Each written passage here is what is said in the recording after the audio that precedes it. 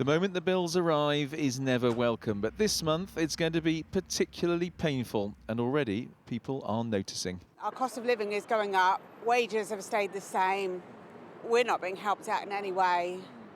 So yeah, I think it's going to massively hit our pockets. I'm having to work overtime to pay off the bills, and I'm going to the market because it's much more cheaper than going to the big supermarkets. Never been this bad.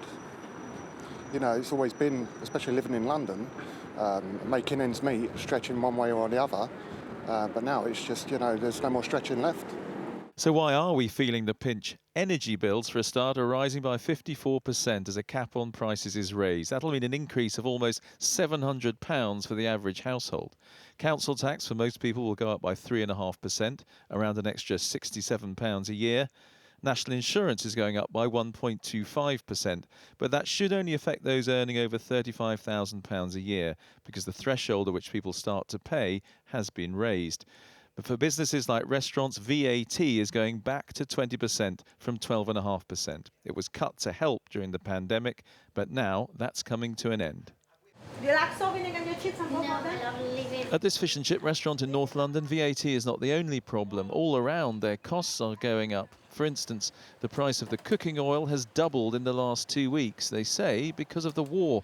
The manager worries they'll have to pass all this on to the customer. We already put prices up once after the pandemic, and we had a lot of complaints from the customers, and we probably lost a lot of customers because of that. And if we rise the prices again, it is a risk of losing a lot more business than the previous. But can you afford not to put the prices up the way things are? No, we have to put the prices back up. It's the rise in energy costs which is the biggest shock to most, though, and it's pushing some into desperation. We deal with at least 2,000 households a day that have got some kind of financial distress, and we've had all kinds of reports coming into our call centre. People, even trying to cook food on a barbecue in the kitchen, which is an incredibly dangerous thing to be doing. Last week in his spring statement, the Chancellor set out some measures to help, like the raising of the national insurance threshold.